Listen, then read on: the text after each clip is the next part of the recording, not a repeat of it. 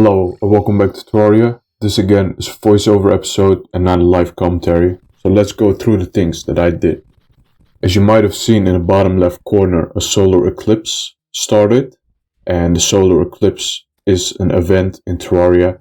It happens during the daytime. And a bunch of different monsters start to spawn. And those monsters drop 2 items that I want. The first item that dropped is a Neptune shell. And what does a Neptune shell do? It turns you into a merman when you drop in the water.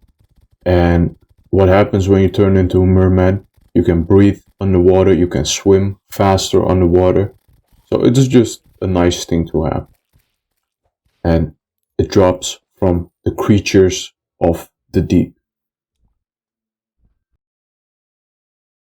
The second item that drops is from vampires and it's called a moonstone. And the moonstone gives you a lot of buffs at night. And that just dropped as well. Another thing that happened during this episode is a pirate invasion, but nothing special came of this. They just dropped a bunch of furniture items and a whole bunch of gold. And that's about it.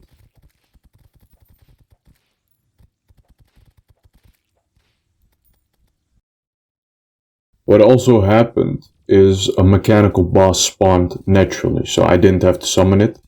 And it's this giant worm, and I died to it. The boss that just killed us is the next thing on the to-do list, so I thought I might as well, kill it. So I made an arena to kill it, and it's a really simple arena. It's just a box, a rectangle, and you'll see in just a second why this rectangle is important. And I put some things to buff myself, those buffing stations, and also some things that help with regeneration. So the heart lamp and a little puddle of honey where we can dip in to get extra regeneration. And then I spawned the boss. So this boss, like I just said, is this giant mechanical worm. And we already killed a worm boss. And that boss would break up in segments. But this one won't. So it will stay whole the whole time. So while the boss is not breaking up in segments, it is made up of segments. So it's not one thing, but it is a whole bunch of things. And if you hit the boss with a weapon, you can hit multiple segments at once. And this way you can do extra damage if you hit a lot of segments. And the whip really helps with that. The snowflakes, as you might see, also goes through different segments. And the reason why I built a rectangle arena is because the boss and those orbs, those flying orbs, they will shoot lasers. And in this box, you won't get affected by those lasers.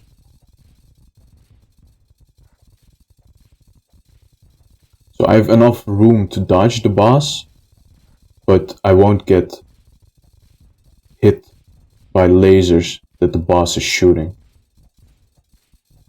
And those orbs leave the boss, so you see some empty holes. You see some red glowing orbs on the boss, and you also see some empty orbs on the boss. So if you do enough damage, those orbs will leave the boss, and they will fly towards you. And they're annoying, but they're also really helpful, because look at that, they drop a lot of health.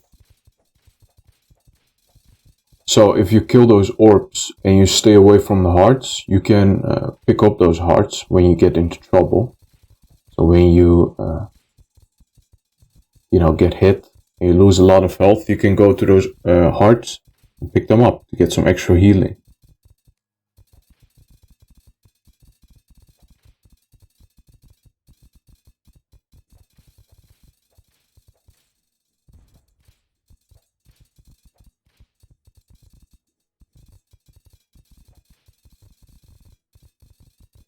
Do some buffing. So it's a pretty simple boss fight. The thing is, the boss can't really reach the arena. So what I did is I dug down so I could reach him and finish him off a little bit faster. The thing about this boss is it will despawn if the night is over. So you have to also kill him like on time. And you will see that the moment I leave the box, I get berated with lasers.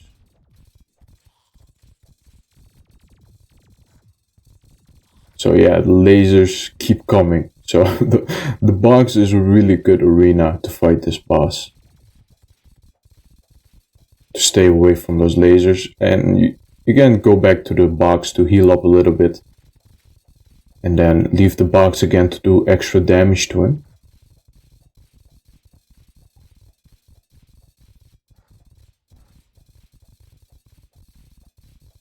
So with the whip is going actually like quite fast.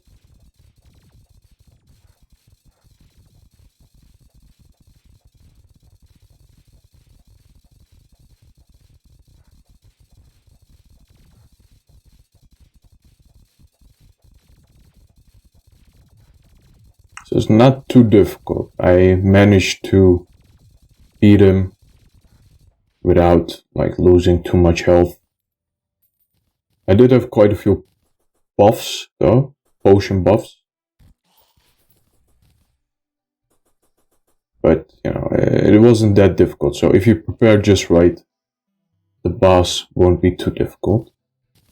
And I did still have some time. I still have my buffs going. So what can I do? Is I can just kill him again.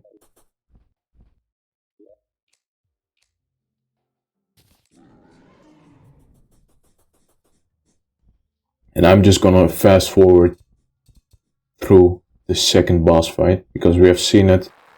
Nothing special happened in the second boss fight. It was just as easy as the first one. And there we go, 2 destroyer kills in one night. And then some other things that I did during this episode. I did a bunch of fishing quests. So I got some fishing gear, and this will improve our fishing power so we can fish better. The second fishing quest, what did I get? Let's see. I got a painting. So we can use that as decoration. And then I did one more. And we got an accessory. So we can combine this accessory with a whole bunch of different accessories to create a really good accessory. And then the last one, I didn't really get anything, a bunch of potions. And the last thing that I did is I got a new NPC, and that NPC is called the tax collector. And I think he doesn't collect taxes, but he collects rent from all the NPCs that have moved in. So yeah, we got that one as well. And how do you get them? There are tortured souls in the underworld, and you can purify those tortured souls with some purification powder. And then you get the tax collector NPC. So yeah, that's everything that happened. I want to thank you guys for watching. Please leave a like, also leave a comment. Comments really help with the algorithm, and you would be helping me out. And subscribe if you don't want to miss the next episode. Thanks again for watching, and bye bye.